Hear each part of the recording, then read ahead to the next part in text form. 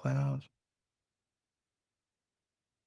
All right, so welcome to this evening's webinar. So what we're going to talk about today is a hot topic, and I know you're all on for a friend. 'Cause none of y'all have any debt like that, but we are going to have some fun today. And what we're going to talk about is the program I'm going to share is called Debt to Capital, but the title of this talk, you all see my screen? Is just Kirsten, can you see my screen? I need somebody to reply. Yeah. Okay. All right. So what we're going to talk about this evening is how to eliminate debt and build wealth at the same time. All right. Wouldn't that be a nice trick? And so debt free is not enough. You know what I want to show you is how to go the next step, how to build capital while you eliminate the debt. So I'm going to combine, I'll show you in a second, two core concepts, but let's just talk about the problem. See, because if you don't know the problem, the solution doesn't matter. Okay. So I'm going to come back to that theme. So there's three types of people in the world. So let me start from a 50,000 foot view. And so as I go through this, I want you to think about where you are. So you've got the spender, which, or also I call the debtor, right? Which is really what this webinar is about. So you earn money, you borrow from others, you live, so you borrow. Look at, so look, well, follow the bouncing ball here. So you earn, you don't have any money, you borrow, you pay it back. So this is your zero line, and this is the timeline. So most people do this all their life. Borrow, pay, repay, earn, borrow, spend, repay, earn, borrow, spend, repay. We call that the debt paradigm. And so when people come to me and their first goal is to get out of debt, I get that. But what I hear is you're working your way up to zero, meaning you have nothing, you owe nothing, but you also have nothing. Okay. So now there's another way to look at this. So there's the saver. So the other side, if you go to, you see some of the Dave Ramsey's, the Susie Ormans, get out of debt, save a couple $1,000s, and then pay cash for everything. You ever heard that? And so what happens is you save,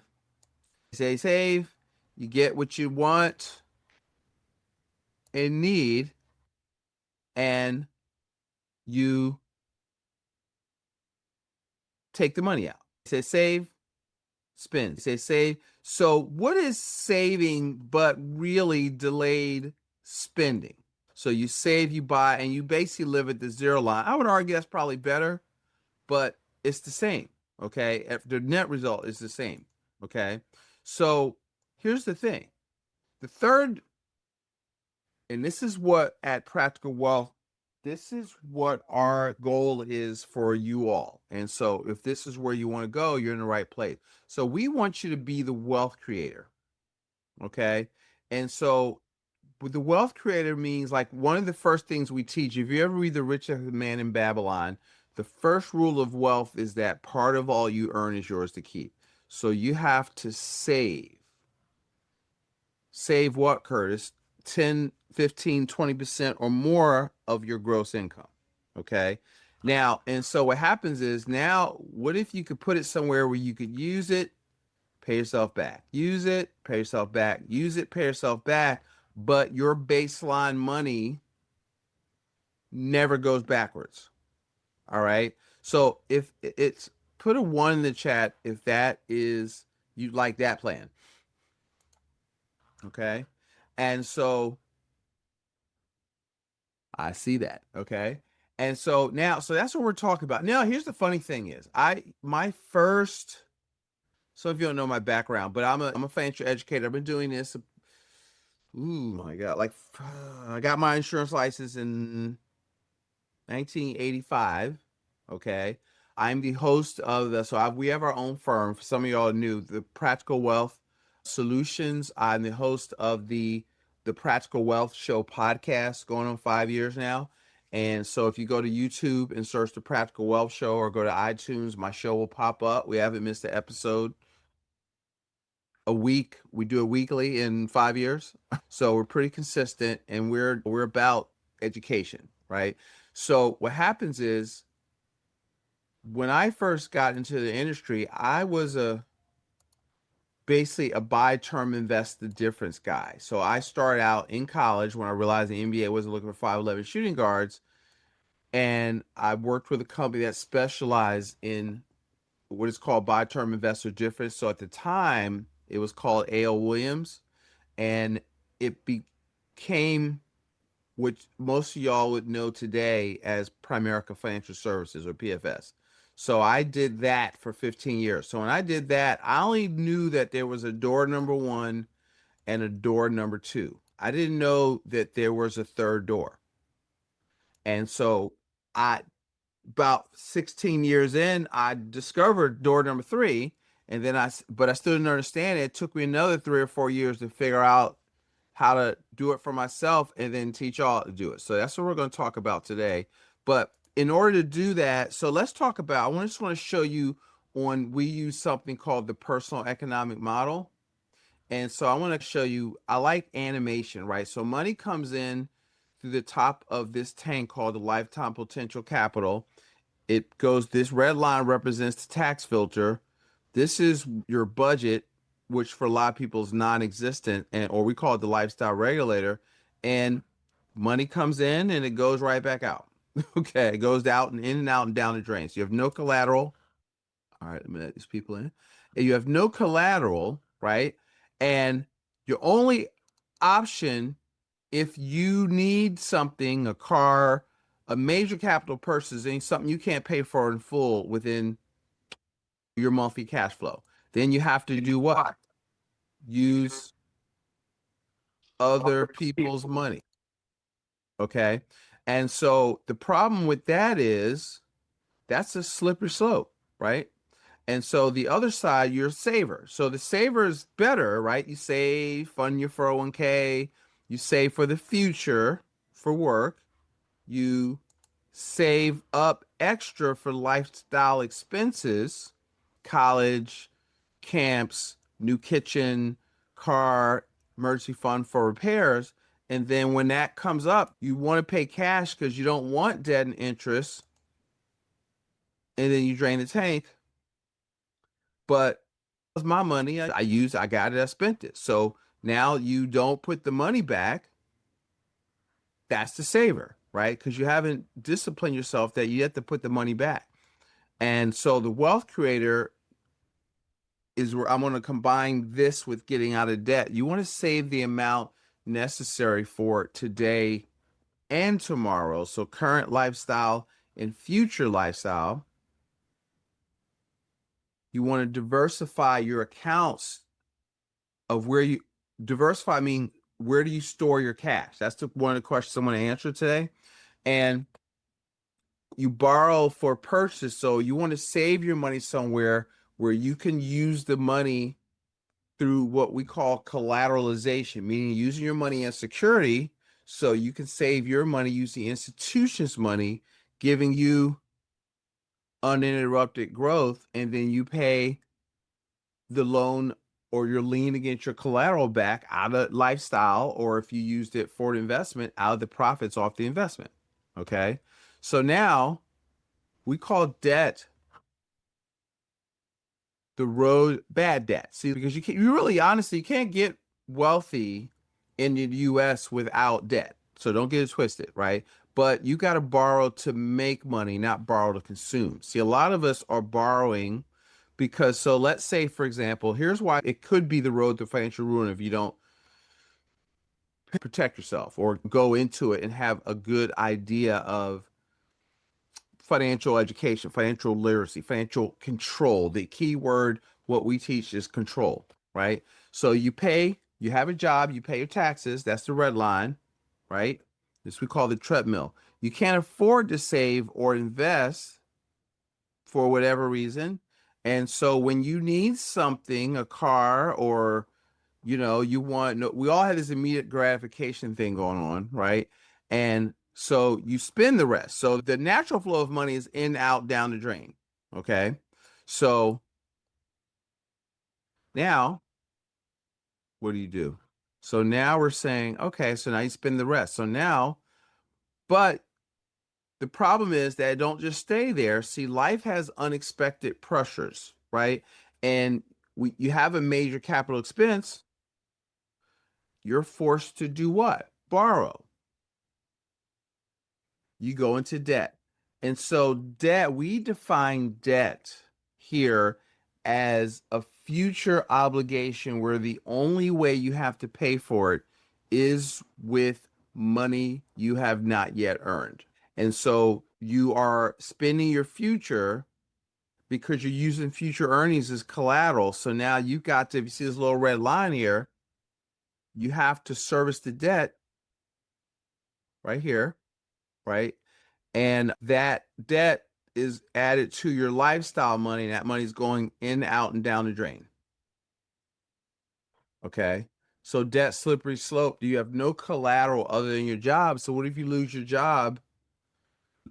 Or your job leaves you, or you get hurt, or all of that stuff. See, in the finance world, I always call myself that I am the defensive coordinator, right? So my goal is to make sure that you don't lose, right? There's more opportunity in minimizing your losses than there's trying to pick winning investments. Because I don't care how good investor you are. I was talking to this investment group a couple weeks ago. You can't outrun bad structure. You can't outrun inefficiency. You have to become efficient first. And so what overall, what I want to help people do is keep more of what they earn and earn more on what they keep. Let that sink in for a second. So that's what we do. And this is one of the things I find out. So if you're fortunate enough to make extra cash flow, side hustle, a lot of overtime, you can get out of debt just on, what we call on the muscle, but you still don't have a structure. So what happens? I have people consolidate that make extra money. They do a debt consolidation, and they haven't really changed the root cause, which is bad cash flow management. So now you borrow up to the limit, and now you can't do anything. Okay. So now let me stop there. I'm gonna switch to where I'm gonna do this talk from. And let me switch screens here. All right. So now let's go into the debt concept. All right. So we call it debt to capital. So what is debt to capital? So let's talk about the reducing debt. We find is that if I were to survey people I talk to when we first meet them, their top goals are, it's like the number one priority. And nearly 97% of people last year, and it's the same this year, list reducing debt is their top goal. So that's 42%, followed by saving for a major purchase. Most time it's a down payment for a house, or it could be a vacation or a car. And to a lesser extent, retirement planning, because there's a war going on in most people's financial house, and it's between current lifestyle and future life. So your current lifestyle desires and your future lifestyle requirements. And for most people, I find current lifestyle is winning. That's why they are worried about that, but they don't really allocate nowhere near enough resources to it. I took somebody today who is concerned about that. She's about 42. And I said, I don't know if I'm all right or not. So I took her through a little exercise called Retirement Ready or Not, and through our financial GPS program. And we found out that she's going to run out of money based upon what she's currently doing. If she keeps doing that, she's going to run out of money at, what was it, 73? Boom, all the money, other than Social Security. If that's a curiosity and you want to answer that question, I'm going to give you at the end an opportunity to have a free clarity call with us.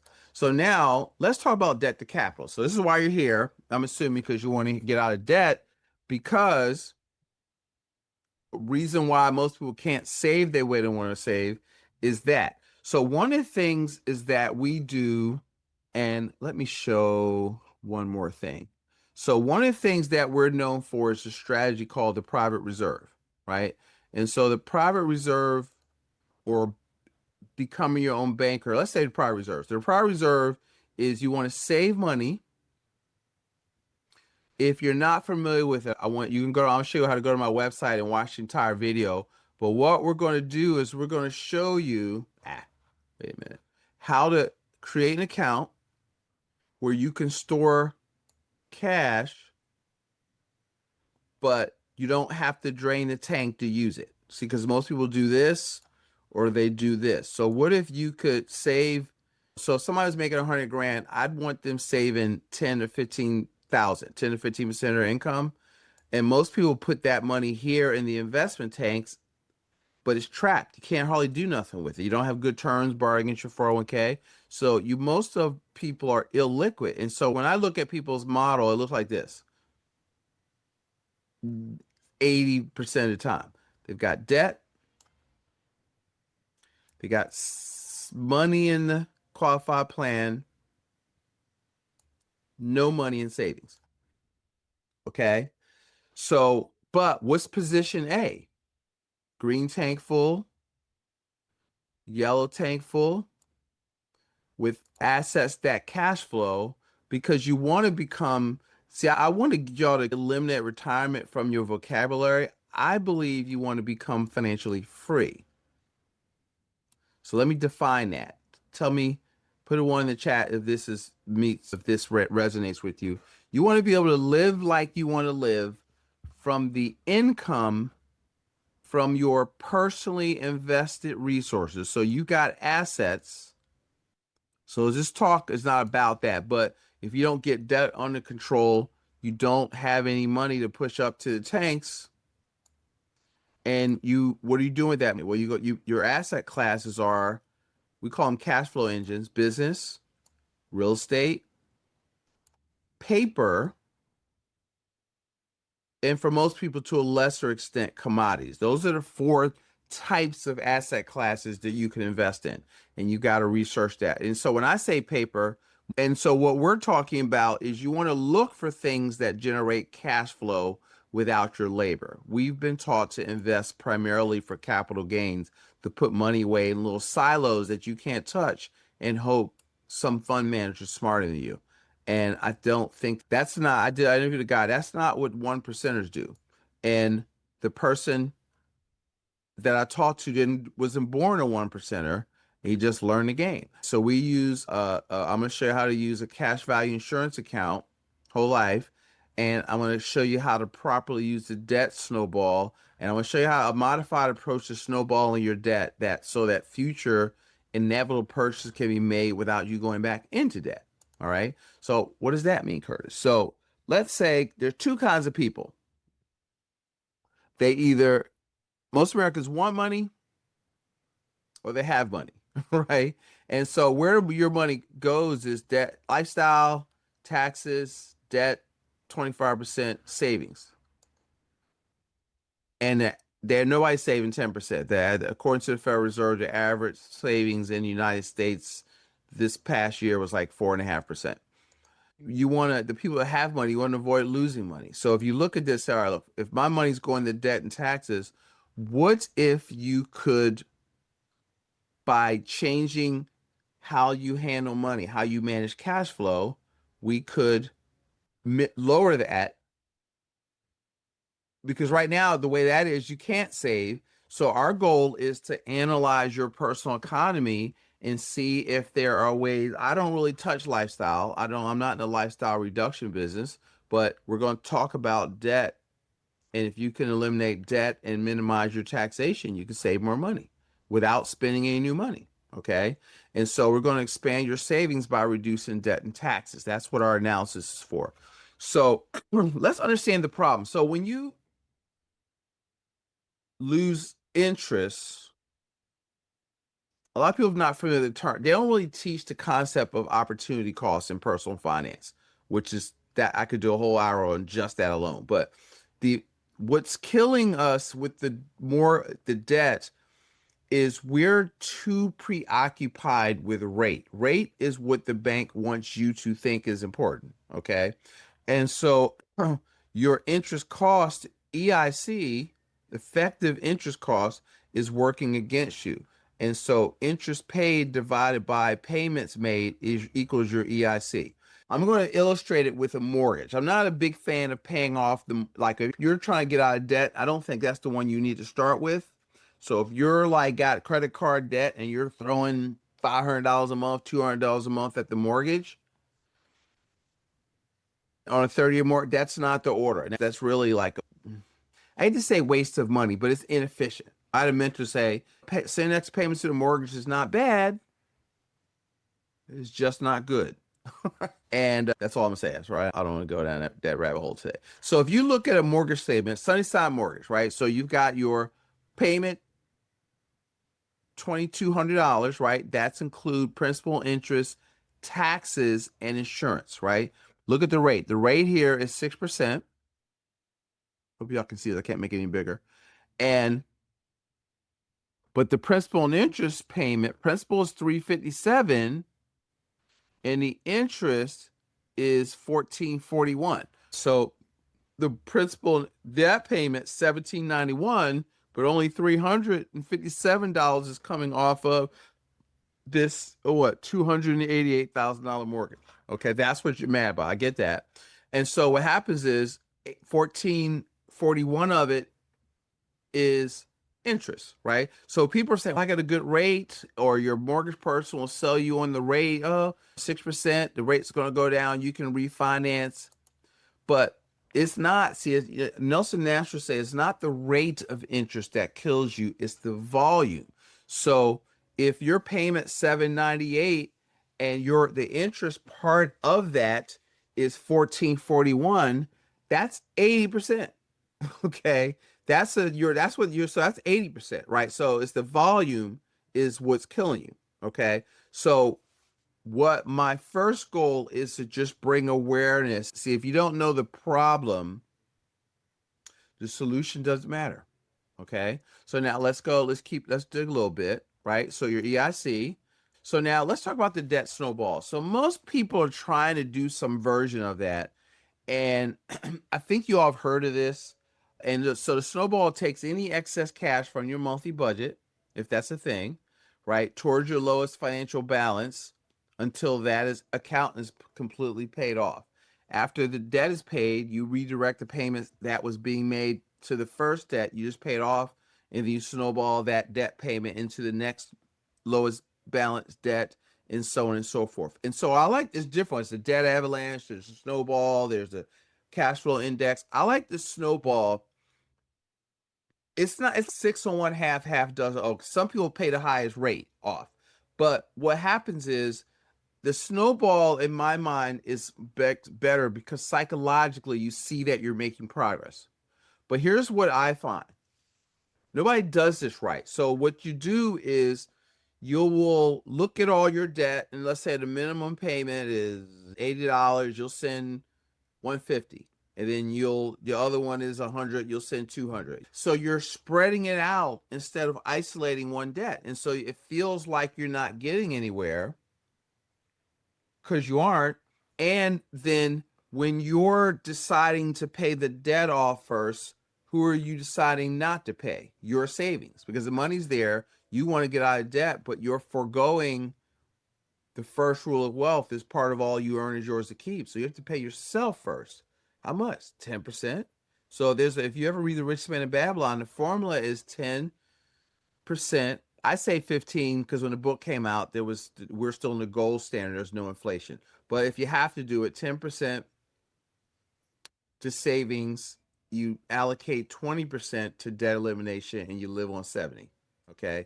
So that's why it's all hinges on your ability to have a cash flow system. So in our 4-step process, we call the Money for Life Blueprint. I'll show you too on our website, but it's cash flow control and finding and eliminating wealth transfers. Transfer means you're losing money unknowingly, unnecessarily, and transfer means going from your checking account to the Treasury Department, to the Department of Revenue, to the credit card people, to the real estate called streaming services, right? You got to look at where your money's going. Most people just have their life on autopilot, and people have just got a vacuum cleaner to your wallet, okay? And what you do is so spread out, it's not working. That's why you have to start with an effective cash flow control system. So it's cash flow control, be the bank, the private reserve, maximum protection, and legacy. So those are the order of what will help you. A legacy of wealth and wisdom. So now the part two, which I'm about to get into, be in the bank. Here's the formula for that. Earn money, bank it, borrow it, spend it, repay it, right? Earn, bank, borrow, spend, repay. So I'm going to show you that formula because if you do, that will lead to this result. Okay.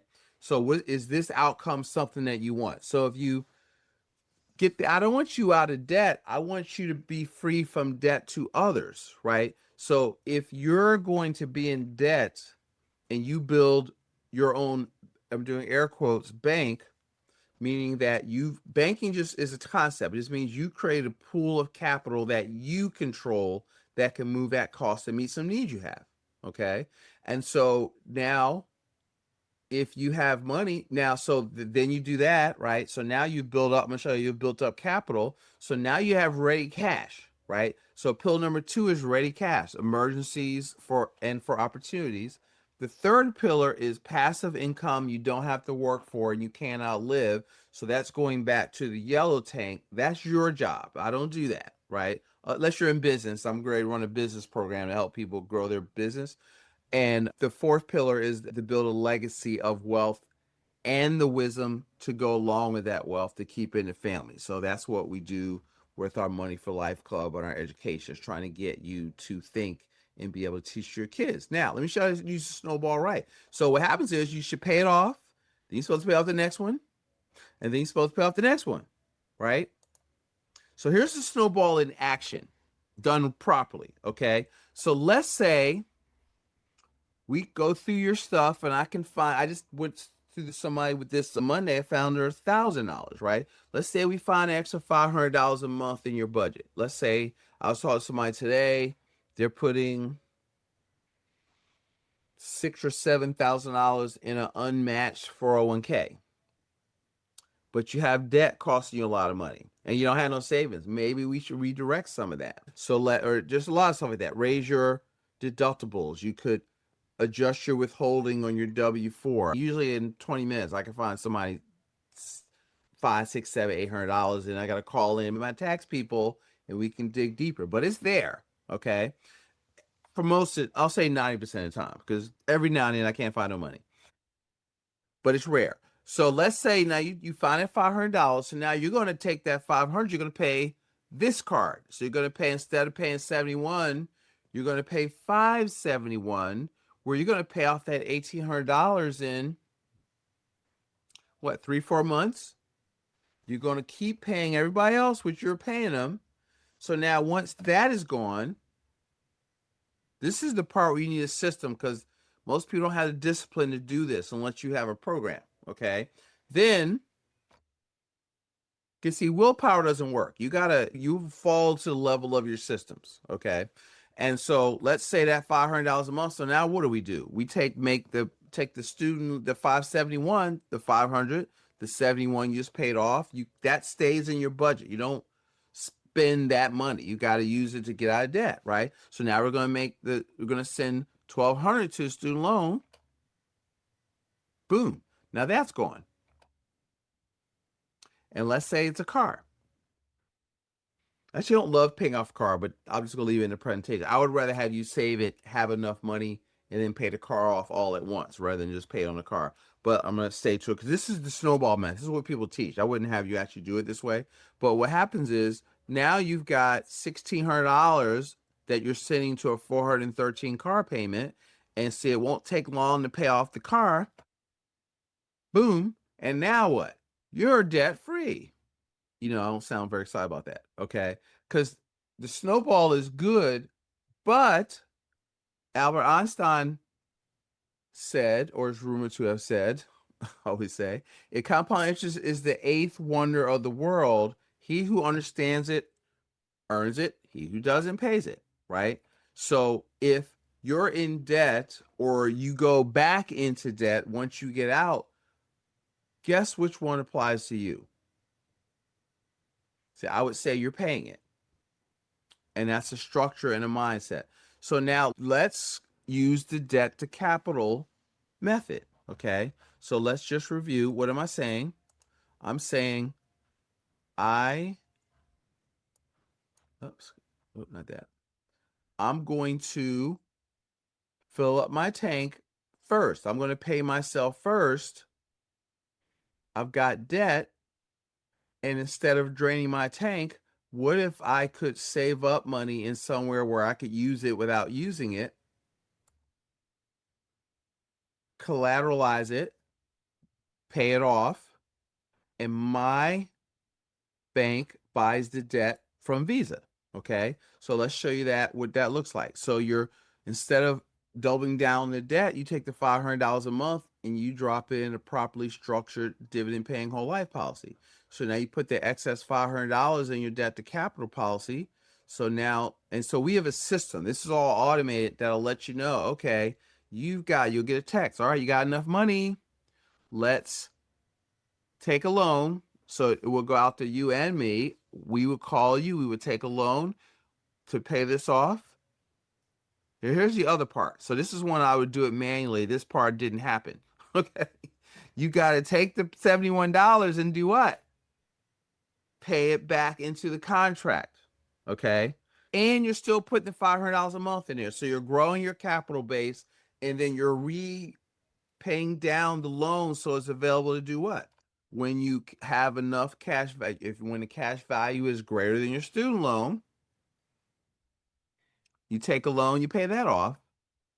Boom, that's gone. And now you're going to send that 71 and the 643 into the contract. So why is that powerful? Because you're borrowing money at 4% simple interest where your money goes to principal. So it's easier to pay off, especially when I'm running into people and their credit cards are 27, 29, 23% across the board, compounded daily. This is when this becomes really powerful. Same thing. So now you're saving. When your cash value is greater than a car loan, you take a loan against your policy, pay off the car, take the same money, and you pay the contract off. So now, guess what? Now you're debt free, but now you're debt free with extra money in your debt to capital account. And so now you've got money for future major purchases without going into third party debt. See, if you owned your own bank, so when I say I want you to free you from debt to others, if you owned your own bank, who should be your own best customer? Remember, bank is a concept, creating a pool of money. Have you not created a pool of money that you control that can move at cost to meet some needs you have? Yes. And so here are the actions that you could take. So let's look at it. So if you did nothing in this example, I'm saying in this example, that's $52,000. You don't find the extra money. You just paid $1,100 in this account. It would take you 7 years to pay all this stuff off. So it will go down. If long as you if you're in a ditch, you got to stop digging. If you keep using the damn card, you're not going to pay it off. Okay. So this is where the discipline of controlling your cash flow needs to come first. That's why that's the first analysis we do before we even do this. So now let's say we $500. You just did the straight Dave Ramsey, David Box, Susie Orman thing and just snowballed it, right? That works. You'll be out of debt in 3 years, but you'll be out of debt with no money. And let's say we did the debt to capital way I'm sharing, but you put the $500 a month in your debt to capital contract, your policy. So same $1,600 a month payment, projected payoff by running it through your bank, your policy first is about 6 months longer. But at the end of that 3.75 years, you're out of debt. So you freed up that $1,600 and you have a balance of $17,000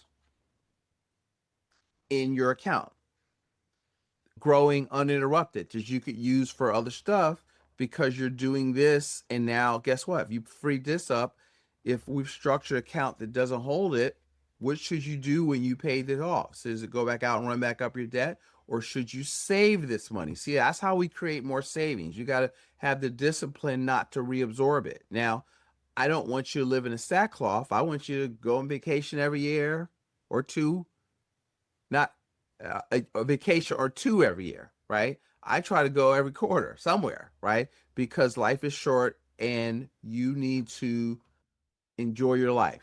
Okay, so Curtis ain't the party pooper. And let me just check the chat here. Wait a minute. I did want my video on. Okay, hold it. That's right. You focus on the thing. You don't need to focus on me. I'll cut my camera back on. I didn't realize my camera was off. Okay. So here's the thing. Is that better? Which one? If you're looking at that, would you rather have option one, option? Put that in the chat. Would you rather have option one, option two, or option three? There we go. All right. I don't know what my camera. Sorry. That was a mistake. Now, let's go here. Let's keep going. Almost done. So now what we do is we'll create reports for you, right? And we'll look at it. Actually, the system I use now, we actually have the ability to do a soft pull on your credit. I don't have time to demo that today. And then we'll get the real numbers. All you have to do is give us the interest rates and then I'll show you. So we'll get your numbers so it's accurate and they'll pull it every month, right? So it'll track what's in your debt to capital account and it will let you know, all right, you got X amount of dollars and it's time to take a loan. So you need structure and you need a coach to enforce the accountability. So that's our team. So here's the thing. So in this example, it's $327,000, including the mortgage. So people are focused on a rate log at 3.2% mortgage, but really, like we said before, it's like 80%. But here's the problem, right? So if you think you got 3.2%, but if 792 of that 840 is interest, your effective interest cost is 43%. You're on the credit card. Oh, I got a $700 credit card. Interest rate's 18%. I'm paying $35. Interest is $12, but that's 35% of the payment, right? So your effective interest cost is 35%, 25%. So that is the real problem, okay? And that's what, see, you got to look at past the numbers and got to go under the hood. So in the debt to capital in action, this is the result of what we're talking about. So we are putting in a program. So with the MasterCard, for example, you have, in this example, if you paid it straight, it would take 2.33 years to pay it off. With the debt to capital, we'll pay it off in 2 months, saving a de minimis amount of interest. The boat payment, $12, $57 in interest, 12 months, we'll pay it off, the balance in 4 months. With the car, 8 months, we paid off in 5. With the Visa, 23 months or 1.92 years, we'll pay it off in 7. The truck, 26 months, paid off in 13. The mortgage, if you want, you could keep going and pay your mortgage off. It'll be another 212 months. We could pay it off in 74, saving for $49,000 interest. And so if you kept saving the money, that you could have your house paid off, you could be out of debt and have almost $250,000 saved up. Okay. And where you're storing the cash is guaranteed. Like I was going to talk about investment account, I'm talking about safe money. And let me define safe. You shouldn't use a word to define a word, but safe, liquid, accessible, guaranteed is where we store that cash. And so that's the debt to capital program. And so I'm going to challenge you. Is that something you'd like to know more about? Would you like to do an analysis on your debt to see if you qualify, if something like this would work for you? And let me show you all one more thing as we close. Can y'all see my screen, Kesha, again? Okay. So what we're going to do is we're going to make you a little offer, right? So we're going to introduce what we call our financial GPS report. You have a GPS. There's 2 parts to that, right? You got to know where you want to go, but you have to know where you're at. So what's your cash flow? What's your debt? So we'll analyze that as step 1, and we're looking at cash flow, tax efficiency. So that's where I find the $500, the $800, the $1,500, right? And we're going to create your private reserve. That's the debt to capital account. We're looking for leaks, and we're going to identify where money's being lost. And so when the session, what we'll do is we'll map out your system. We'll begin to find the hidden money. We'll create a financial efficiency plan, and then if you're in debt, we'll introduce you to the debt to capital analysis. So this is a private. So we do this in groups. We're going to do this talk bi-weekly, but what we'll do is it's not commission flow. I just know it's a typo. Sorry. And your cash flow, and we will identify where your biggest leaks are. We'll set up a personal cash system. We call it cash flow map, and we'll clarify. Step one, you got to figure out where you're at. So if you would like to do that, you can. I'll give you two ways to get in touch. If you're not sure you're ready to have a conversation with somebody, scan the code and take our cash flow assessment. Right, it'll take you about 5 minutes. They'll answer some questions. And then if you'd like to see us, you can click and let us know. All right. So take a picture of that. I'm going to show you one other way to get in touch with us directly. All right. Y'all got that? So I'm going to take this down. And then I want you to go. So this is our site. I'm going to put this in the chat. So if you go to practicalwealth.net, can I get here? Chat. Yeah, thanks. And so what happens is, so this is our site. So our goal is to help you take back control of your money.